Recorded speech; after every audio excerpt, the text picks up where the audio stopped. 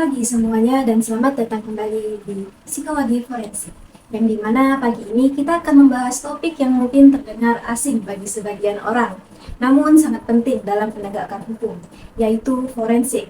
Pasti menarik perhatian kalian bukan? Dan pernahkah Anda menonton film detektif dan bertanya-tanya bagaimana mereka bisa memecahkan kasus rumit dengan begitu mudah? Nah, di balik kesuksesan mereka terdapat ilmu forensik yang berperan penting, mengenalkan pada reporter untuk membahas lebih lanjut tentang forensik. Kita akan beralih kepada reporter kami, Ibu Nuratul Nisrina, yang telah melakukan penelitian mendalam tentang topik ini. Kami persilahkan. Psikologi forensik merupakan salah satu cabang ilmu psikologi terapan yang masih dianggap baru. APA atau American Psychologist Association mulai mengakui psikologi forensik pada tahun 2001, serta disertifikasi ulang pada tahun 2008. Psikologi forensik dalam arti luas ialah tidak hanya dalam bidang klinis saja, akan tetapi juga psikologi forensik memandang ilmu lain seperti psikologi sosial, kognitif, konseling, eksperimen industri, dan organisasi, serta yang lainnya.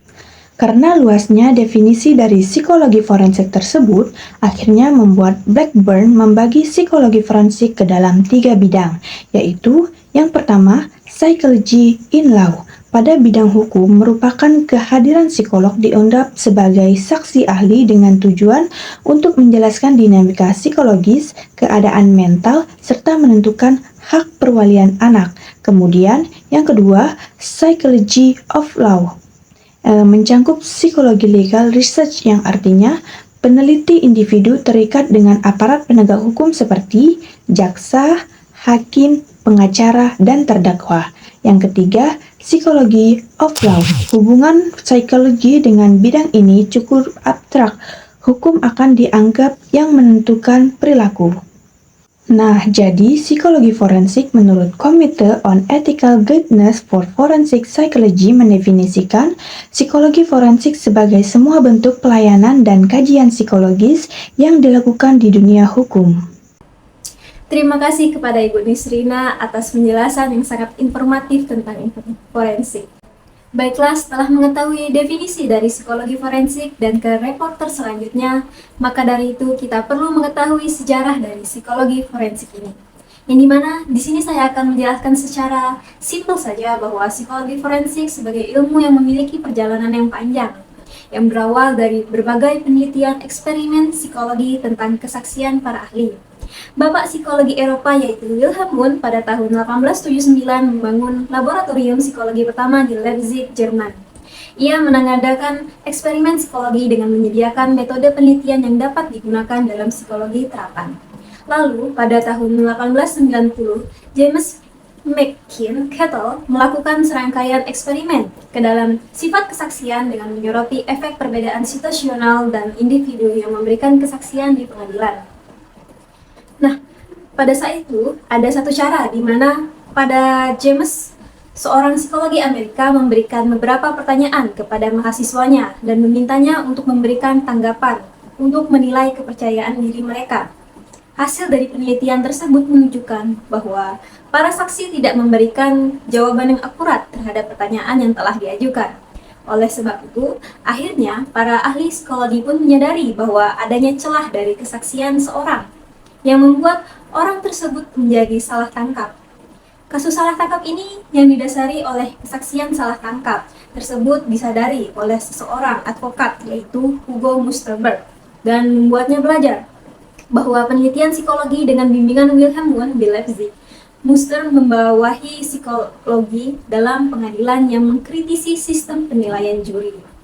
Akan tetapi, pada saat itu masih banyak penegak hukum yang merasa tidak memerlukan ahli psikologi dalam pengadilan. Nah, selanjutnya, psikologi forensik kembali dianggap ilmu yang penting karena dapat memberikan sudut pandang baru terhadap kasus di ranah hukum. Oleh sebab itu, para pemirsa, psikologi forensik ini sangat penting dalam sebuah crime-crime yang terjadi di dunia ini. Baiklah, selanjutnya saya akan bertanya kepada reporter Cecil. Pada reporter Cecil, dipersilahkan. Kegiatan forensik dalam psikologi klinis. Yang pertama, tahapan investigasi. Hal yang dilakukan pada tahapan investigasi yaitu pertama, memprofilkan pelaku yang tidak diketahui dengan mengidentifikasi kepribadian, ciri khas yang dimiliki, lokasi demografis, kebiasaan atau hal lainnya yang berkaitan dengan pelaku. Yang kedua, otopsi psikologi dilakukan dengan menetapkan bagaimana cara kematian sang korban. Psikolog forensik akan melakukan analisa kematian dengan latar belakang almarhum serta keterangan para saksi untuk mengetahui kepribadian secara tipikal. Yang ketiga, forensik dihadirkan untuk membantu mengidentifikasi kebohongan atau kejujuran yang diungkapkan oleh seseorang. Dan yang keempat, kehadiran psikolog forensik untuk memberikan keterangan rekomendasi mengenai apakah saksi mata yang hadir pantas untuk dipercaya kesaksiannya. Contoh kasus, bayangkan sebuah kasus pembunuhan. Forensik dapat membantu menentukan waktu kematian dan bahkan identitas pelaku melalui analisis sidik jari, DNA, atau jejak kaki. Profiling kriminal. Profiling kriminal melibatkan pembuatan profil psikologis pelaku kejahatan yang tidak diketahui berdasarkan pola perilaku yang terlihat dalam kejahatan yang dilakukan. Psikolog forensik menggunakan pengetahuan mereka tentang perilaku manusia untuk membantu penegak hukum mempersempit daftar tersangka. Sebagai contoh, dalam kasus penipuan online, forensik digital dapat membantu pelacak pelaku dan menemukan bukti kejahatan. Baiklah, terima kasih kepada reporter Cecilia yang telah menjelaskan tentang kegiatan-kegiatan apa saja yang berada di psikologi forensik. Selanjutnya, saya akan bertanya kepada reporter Melanie. Kepada reporter Melanie, kami persilahkan.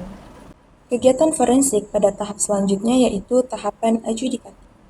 Tahapan adjudikatif. Yang pertama, asesmen kompetensi mental mengarah pada kapabilitas emosional atau kognisi individu untuk berpartisipasi pada sebuah tindakan hukum.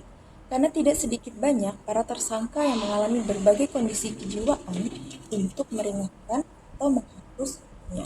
Oleh karena itu, dibutuhkan asesmen psikologi forensik. Yang kedua, asesmen terhadap keadaan mental.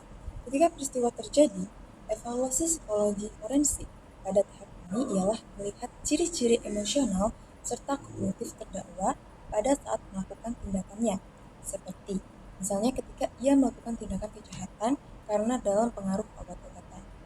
Yang ketiga, asesmen terhadap cedera atau disabilitas mental. Seringkali terjadi kasus kekerasan bukti visum tidak berbunyi, sementara korbannya mengalami dampak psikologis seperti misalkan PTSD atau Post Traumatic Stress Disorder.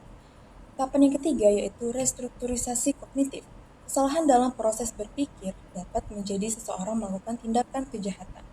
Pemikiran yang tidak rasional serta destruktif dapat menjadi pemicu gangguan emosi dan tingkah laku.